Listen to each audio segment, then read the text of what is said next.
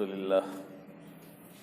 لله نحمده ونستعينه ونستغفره ونؤمن به ونتوكل عليه ونعوذ بالله من شرور أنفسنا ومن سيئات أعمالنا من يهده الله فلا مضل له ومن يضلله فلا هادي له ونشهد أن لا إله إلا الله وحده لا شريك له ونشهد أن سيدنا ومولانا محمدا عبده ورسوله أما بعد فقد قال الله تعالى في كلامه المجيد أعوذ بالله من الشيطان الرجيم بسم الله الرحمن الرحيم وسارعوا إلى مغفرة من ربكم وجنة عرضها السماوات والأرض وعدت للمتقين صدق الله العظيم وقال نبينا محمد صلی اللہ علیہ وسلم احصوا ہلال شعبان لرمضان او کما قال علیہ الصلاۃ والسلام۔ محترم حضرات، یہ جو مہینہ ہے یہ شعبان المعظم کا مہینہ ہے اور بڑی فضیلت والا مہینہ ہے۔ اس کے نام کے آگے ہی معظم لگا ہوا ہے، تو شعبان کا جو مہینہ ہے وہ عظمت والا ہے، بڑا محترم ہے۔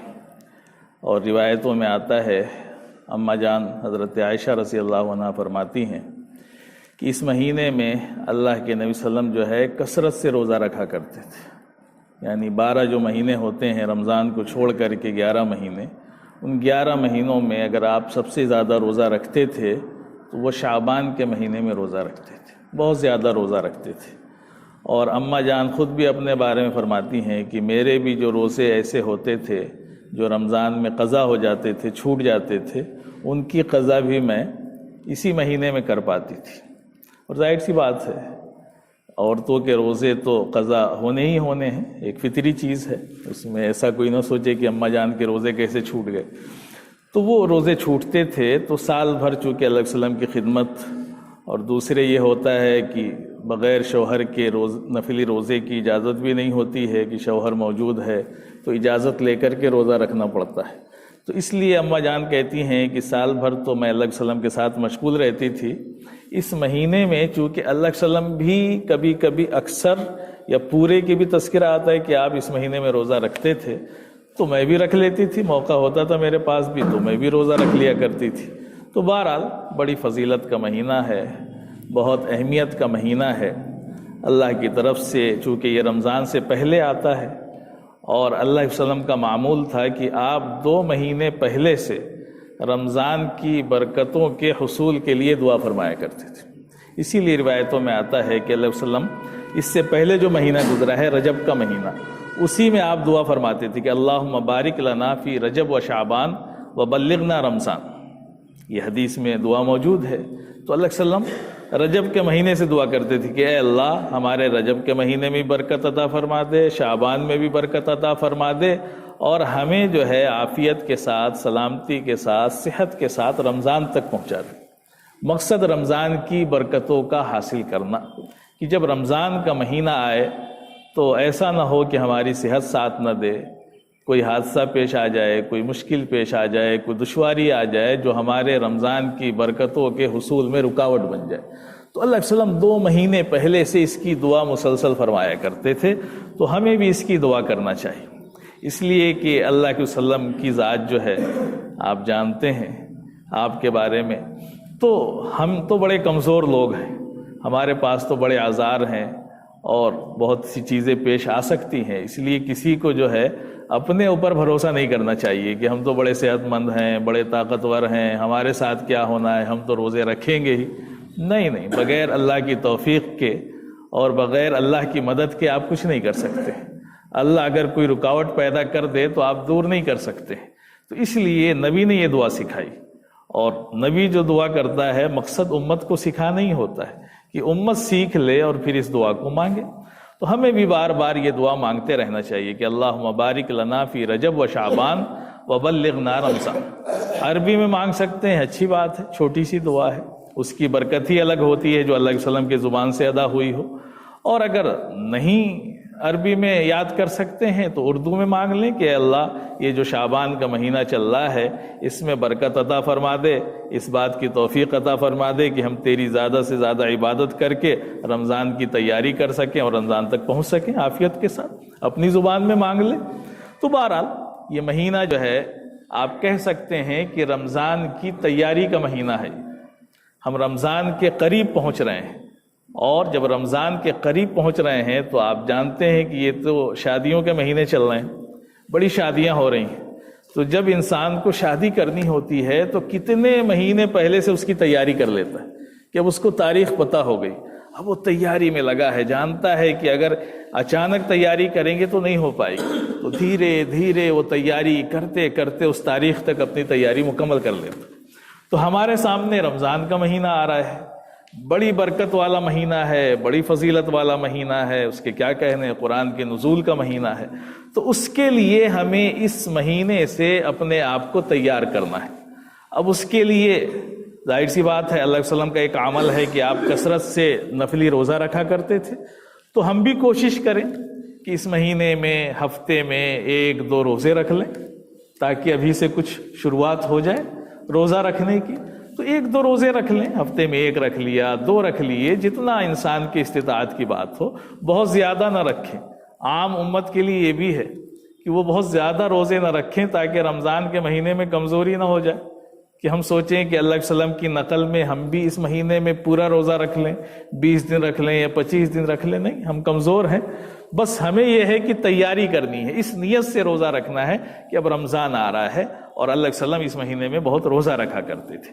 تو ایک تو یہ چیز ہو گئی کہ اس مہینے سے اب ہمیں رمضان کی تیاری انشاءاللہ شروع کر دینی ہے، اس کو ذہن میں رکھ کر کے۔ تو جب ذہن میں وہ چیز ہوگی تو اس کی برکتیں حاصل ہوگی، نیت سے بڑی برکت ہوتی ہے۔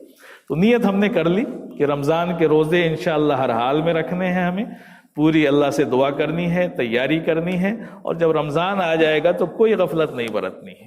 اور دوسری چیز یہ ہے کہ یہ چونکہ شعبان کا مہینہ ہے تو اس مہینے میں شب برات بھی آتی ہے، جو بڑی مشہور ہے ہمارے ہاں، گاؤں دیہات میں تو بہت زیادہ شہرت ہے اس کی۔ تو شب برات ہوتی ہے، شب کے معنی جانتے ہیں، شب کہتے ہیں رات کو، اور برات یعنی شب تو لفظ ہے فارسی کا جس کے معنی شب کے معنی رات کے آتے ہیں، اور برات جو ہے وہ عربی کا لفظ ہے۔ آپ عربی میں کہیں گے تو ہم کہیں گے لیلۃ البراء، یعنی برات کی رات۔ برات کے معنی کہہ لیجئے پاکی کے، ہے نا، یہ جو رات ہے شب برات یعنی یہ گناہوں کی مغفرت کی رات ہے، گناہوں سے اپنے آپ کو پاک صاف کرنے کی رات ہے۔ تو ہم سب گناہگار بندے ہیں، ہمیں تو روزانہ گناہوں سے پاکی کی ضرورت ہوتی ہے کہ ہم روزانہ اللہ سے توبہ کریں، استغفار کریں، جتنا ہو سکے کریں۔ لیکن اللہ تبارک و تعالیٰ جو خاص موقع دیتا ہے، جس میں خاص رحمت کے دروازے کھلتے ہیں، تو ایک خاص موقع ہوتا ہے جس میں ہے نا انسان زیادہ فائدہ اٹھا سکتا ہے۔ تو انہی میں سے ایک رات ہے جس کو شب برات کہتے ہیں، ہے نا۔ اس لیے ہمارے ہاں جو ہے بہت سے لوگ دن کو بھی کہتے ہیں، ہے نا، دن میں کہتے ہیں کہ آج شب برات ہے۔ ظاہر سی بات ہے، جب شب کے معنی رات کے آتے ہیں تو دن کا تو کوئی مسئلہ ہی نہیں ہوگا، اس میں دن میں کہاں شب برات ہوگی، ہے نا، تو جو ہوگی وہ رات میں ہوگی، تو دن کا تو کوئی تذکرہ نہیں۔ تو رات یعنی جو رات ہوتی ہے، اب وہ رات کون سی ہوگی؟ وہ 14 تاریخ کی، ہے نا، جس دن اردو کی 14 تاریخ ہوگی، وہ جو رات آئے گی تو وہ 15 کی رات ہو جائے گی، اسی کو شب برات کہتے ہیں، ہے نا۔ اردو کی تاریخ جو شروع ہوتی ہے وہ سورج ڈوبنے کے بعد سے شروع ہوتی ہے، اور جب دوسرے دن سورج ڈوبتا ہے تو وہ ختم ہو جاتی ہے تاریخ، نئی تاریخ شروع ہو جاتی ہے۔ تو گویا کہ جب 6 تاریخ ہوگی، کیا کہتے ہیں 14 تاریخ ہوگی، تو 14 کی رات جو ہوگی وہ 15 شعبان کی، یعنی ہم انگریزی حساب سے سوچیں تو 7 مارچ یعنی آنے والا جو منگل ہے اس کی جو رات ہوگی 7 مارچ کی، وہ شب برات ہوگی۔ اب شب برات کے سلسلے میں ہمارے معاشرے میں بہت سی چیزیں رائج ہیں جو لوگ اپنے طرف سے بیان بھی کرتے رہتے ہیں، لکھتے بھی رہتے ہیں، لیکن بہرحال یہ تو ممبر بڑی ذمہ داری کی جگہ ہے، اور یہاں سے وہی بات کہی جائے جو تحقیق شدہ ہو، صحیح ہو، اللہ علیہ وسلم سے ثابت ہو۔ اس لیے کہ سنی سنائی باتیں یا ہمارے میسج میں جو چیزیں آ گئیں اس کو حدیث سمجھ کے عمل کر لینا یہ مناسب نہیں ہے۔ بہت سی باتیں ایسی چلتی رہتی ہیں موبائل پہ جو نہ حدیث سے تعلق رکھتی ہیں، نہ ان کا دور دور تک دین سے کوئی تعلق ہوتا ہے، لیکن لوگ اپنی طرف سے بنا لیتے ہیں۔ ایک حدیث شروع ہو جاتی ہے، بہت ہمارے پاس بھی میسج آئے کہ جو سب سے پہلے جو ہے رمضان کی خوشخبری دے گا کہ رمضان کس تاریخ سے شروع ہو رہا ہے تو اس پہ اس کے لیے جنت واجب ہو جائے گی۔ عجیب عجیب حدیث ہے، کوئی حدیث نہیں ہے اس طرح کی، کہیں نہیں ملتی اس طرح کی حدیث۔ تو بہرحال ہمیں تحقیقی بات ہونی چاہیے۔ تو جہاں تک تحقیق کا تعلق ہے، اس سلسلے میں تو تقریباً 16-17 صحابہ سے روایتیں ہیں کہ شب برات کی فضیلت ہے۔ صحیح درجے کی روایتیں اس میں ملتی ہیں کہ شب برات جو ہوتی ہے وہ فضیلت کی رات ہوتی ہے، یعنی اس رات میں اللہ تبارک و تعالی جو ہے اپنے بندوں کی بہت کثرت سے مغفرت فرماتا ہے۔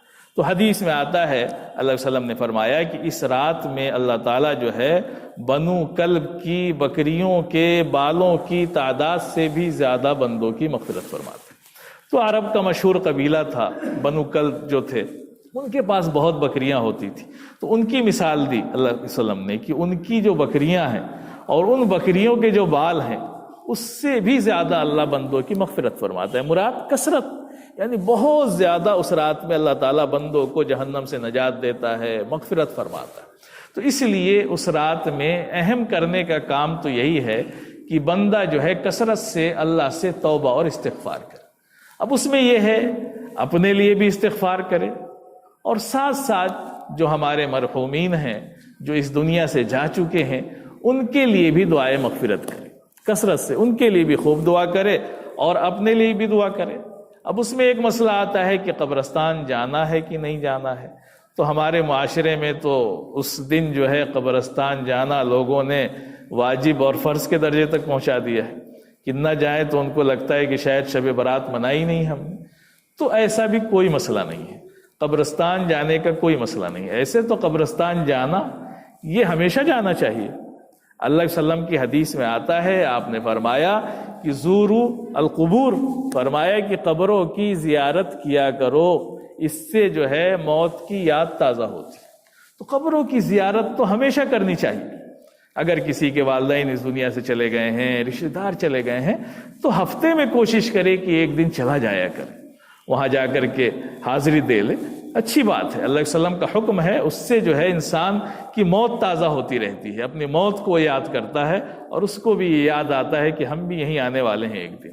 تو قبروں کی زیارت کرنا تو اچھی بات ہے، لیکن قبروں کی زیارت کو رسم بنا لینا کہ ایک رات ہی جائیں گے ہم، یہ کہیں سے ثابت نہیں ہے۔ ثابت ہے کہ اللہ علیہ وسلم جو ہے 15ویں شعبان کی رات کو آپ جنت البقیع تشریف لے گئے تھے، اماں جان فرماتی ہیں، لیکن یہ صرف ایک مرتبہ زندگی میں اللہ علیہ وسلم کے بارے میں ایک مرتبہ آتا ہے کہ آپ گئے تھے، اور ہم ہر سال جاتے ہیں۔ تو یہ بھی سنت کی مخالفت ہو گئی کہ ہم اس کو جو عمل اللہ علیہ وسلم نے ایک بار کیا اس کو ہر بار کریں، تو یہ بھی ہم گویا کہ سنت پر نہیں عمل کر رہے ہیں۔ تو اس لیے اس کی پابندی نہ کی جائے۔ کوئی جانا چاہتا ہے تو یہ سمجھ کر کے جائے کہ آج ہمارے پاس وقت ہے، یا چلو ہمیں رات میں عبادت کرنی ہے، ہم جائیں، اپنے لیے بھی دعا کریں گے، وہاں جا کر کے وہاں جو مرحومین اس قبرستان میں مدفون ہیں، خاص طور سے جو ہمارے رشتہ دار ہیں، ہمارے اعزاء اور اقارب ہیں، ان کے لیے دعا کریں گے تو کوئی حرج کی بات نہیں۔ سارا مسئلہ نیت پر ہے، عمل پر ہے۔ اور اگر اس نیت سے جائیں کہ نہیں آج تو 15 تاریخ ہے، قبرستان جانا ہی جانا ہے، تو یہ تو بدعت ہے، یہ عمل تو صحیح نہیں۔ ہاں، صحیح نیت سے گئے کہ ہم جائیں گے اور جا کر کے دعا کریں گے، کبھی چلے گئے کبھی نہیں گئے، تو یہ ضروری نہیں سمجھنا ہے ہمیں اس عمل کو کہ قبرستان جانا ضروری ہی ہے، جیسا کہ ہمارے نوجوانوں نے ایک اس کو مذاق کا ذریعہ بنا لیا کہ رات بھر موٹر سائیکل دوڑاتے ہیں، اس قبرستان اس قبرستان۔ مقصد ان کا نہ تو کوئی عبادت ہوتی ہے، نہ مرحومین اور مرحومات کے لیے دعائے مغفرت ہوتی ہے، ایک تماشا ہوتا ہے۔ رات بھر گاڑیاں دوڑا کر کے ایک ایسا ماحول پیش کرتے ہیں کہ یہ غیر مسلموں میں مشہور ہو گیا کہ یہ رات تو ان کے ہے نا گاڑی دوڑانے کی ہے۔ اب یہ گاڑی دوڑائیں گے، یہاں سے وہاں، وہاں سے یہاں، لائٹنگ کریں گے، ادھر جلائیں گے، ادھر دوڑائیں گے، یہ عمل کہاں سے عبادت ہو سکتا ہے؟ اس میں کیا عبادت کا عنصر ہے کہ آپ جو ہے قبرستان جائیں؟ قبرستان جانا کوئی عبادت نہیں ہے، قبرستان میں کسی مقصد سے جانا، کچھ نیت کر کے جانا، اور وہ نیت وہی ہے جو ہم سب کے آقا جناب محمد الرسول اللہ صلی اللہ علیہ وسلم نے سکھائی ہے کہ ہم قبرستان جائیں تاکہ اس سے ہمیں اپنی موت یاد آ جائے، ہم عبرت حاصل کریں وہاں جا کر کے، اور مرحومین مرحومات جو اس دنیا سے چلے گئے ہیں، جن کے عمل کا دروازہ بند ہو چکا ہے، جو کچھ نیکی نہیں کر سکتے ہیں، ان کے لیے ہم استغفار اور دعائے مغفرت کر سکتے ہیں، ہم ان کو یہ فائدہ پہنچا سکتے ہیں تو یہ فائدہ پہنچائیں ان کو، یہ عمل ہم کر سکتے ہیں۔ تو ایک تو یہ ہے کہ اس رات میں ہم اپنے لیے کثرت سے خوب دعا کریں، اللہ سے مغفرت کی دعا کریں، اپنے مرحومین اور مرحومات کے لیے دعا کریں، کہیں سے بھی دعا کریں، کوئی دعا کے لیے قبرستان جانا ضروری نہیں ہوتا۔ ہم کہیں پر بھی ہیں، اپنے گھر میں ہیں، مسجد میں ہیں، کہیں بھی ہیں، ہم کہیں باہر رہتے ہیں، جہاں سے ہم دعا کریں گے وہاں سے ہماری دعا پہنچ جائے گی۔ ہم کہیں سے بھی دعا کر سکتے ہیں، یہ نہیں کہ ہم قبرستان جا کے دعا کریں گے تبھی اس مردے کو یا مرحوم کو دعا پہنچے گی، نہیں، کہیں سے بھی کر سکتے ہیں۔ ہم سعودی عرب میں رہتے ہیں، وہاں سے دعا کریں گے تو وہاں سے بھی دعا ہماری قبول ہوگی۔ تو اللہ تو ہر جگہ ہے، وہ حاضر اور ناظر ذات کسی کی ہے تو وہ صرف اللہ کی ہے، تو ہم اس کو حاضر اور ناظر جان کر کے کہیں سے بھی اپنے مرحومین کے لیے بھی دعا کر سکتے ہیں، اپنے لیے بھی دعا کر سکتے ہیں۔